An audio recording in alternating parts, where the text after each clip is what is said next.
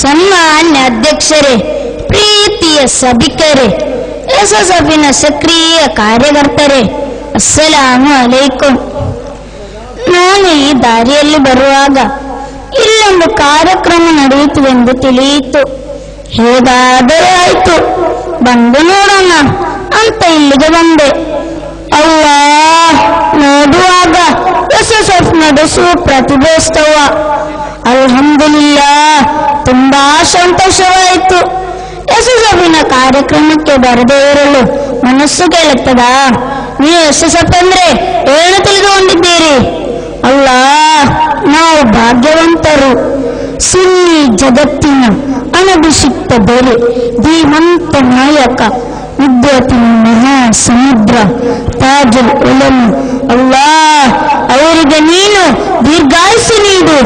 ಸುನ್ನಿ ನವಜಾಗರಣದ ಹರಿಕಾರ ಎಪಿ ಉಸ್ತಾದ್, ಎನ್ನಿ ಉಸ್ತಾದ್ ನಾಯಕತ್ವ ನೀಡುವ ಸಂಘಟನೆ ಇದಕ್ಕಿಂತ ಮಹಾಭಾಗ್ಯ ಬೇರೇನಿದೆ? ನಮ್ಮನ್ನು ಅನುಗ್ರಹಿಸಲಿ. ಆಮೇಲೆ ತುಂಬಾ ಹೊತ್ತಾಯ್ತು, ನನಗೂ ಹೊತ್ತಾಯ್ತು. ನಾನೊಂದು ಪುಟ್ಟ ಕಥೆಯನ್ನು ಹೇಳುತ್ತೇನೆ, ನೀವು ಕೊಟ್ಟು ಕೇಳಿ. ರೆಡಿ ಅಲ್ಲ? ಓಕೆ. ಒಮ್ಮೆ ನಮ್ಮ ಮುತ್ತು ನದಿಯವರು ಕಾದಾದ ತುರುಸುಜೂದಿನಲ್ಲಿದ್ದರು.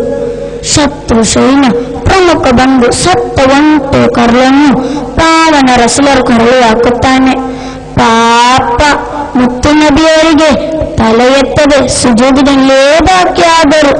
ತಂದೆ ಹೋಗಿ ತುಂಬಾ ಹೊತ್ತಾಯಿತು, ಯಾಕೆ ಬರಲಿಲ್ಲ ಎಂದು ಕಾದು ಕಾದು ಸುಸ್ತಾದ 6 ವರ್ಷ ಪ್ರಾಯದ ಫಾತಿಮಾ ಬೀವಿ ಕಾದಾದ ಹತ್ತಿರ ಮಣ್ಣು ನೋಡಿದಾಗ ರಸೂಲರು ಸುಜೂದಿನಲ್ಲೇ ಬಾಕಿ ಆಗಿದ್ದಾರೆ. ಏನು ಮಾಡಬೇಕೆಂದು ಪುಟ್ಟ ಫಾತಿಮಾಗೆ ತೋರದೆ ಕೊನೆಗೂ ಧೈರ್ಯ ಮಾಡಿ ನಬಿಯವರ ಸನ್ನಿಧಿಗೆ ಬಂದು ಕೂಗಲು ಶುರು ಮಾಡಿದಳು. ಕೊನೆಗೂ ಫಾತಿಮಾ ಬೀವಿ ಒಂದು ತೀರ್ಮಾನಕ್ಕೆ ಬಂದು ತನ್ನ ಪುಟ್ಟ ಪುಟ್ಟ ಕೈಯಲ್ಲಿ ಆ ಕೊರಲಿ ಇದ್ದ ಒಂಟೆ ಕರಳನ್ನು ತುಂಡಾಗಿ ತೆಗೆದರು. ಆ ನಂತರ ಪುಣ್ಯ ರಸೂಲರು ತಲೆ ಎತ್ತಿದರು. ನೋಡಿ, ಎಷ್ಟೊಂದು ಕಷ್ಟ, ಎಷ್ಟೊಂದು ತ್ಯಾಗ. ಅದೇ ಫಾತಿಮಾರ 2 ಮಕ್ಕಳು ಹಸನ್ ಹುಸೈನ್ ರಲಲ್ಲಾವನ್ನು ನಬಿ ಸುಜೂದಿನಲ್ಲಿದ್ದಾಗ ನಬಿಯ ಬೆನ್ನಿನ ಮೇಲೆ ಕುಳಿತುಕೊಳ್ಳುತ್ತಾರೆ. ಪಾಪ ಮಕ್ಕಳಿಗೆ ಹೇಗೆ ಗೊತ್ತಿದ್ದು ಸುಜೂದಿ ಎಂದು? ತುಂಬಾ ಹೊತ್ತು ಕುಳಿತುಕೊಂಡರು. ನಬಿ ತಲೆ ಎತ್ತಿದರೆ ಮಕ್ಕಳು ಬೀಳುತ್ತಾರೆ. ನಬಿ ಅಲ್ಲೇ ಬಾಕಿಯಾದರು. ಆ ಸಮಯ ಅದೇ ದಾರಿಯಾಗಿ ಉಮರ್ ಖತ್ತಾಬ್ ಬಂದರು. ಉಮರನ್ನೋಡುವಾಗ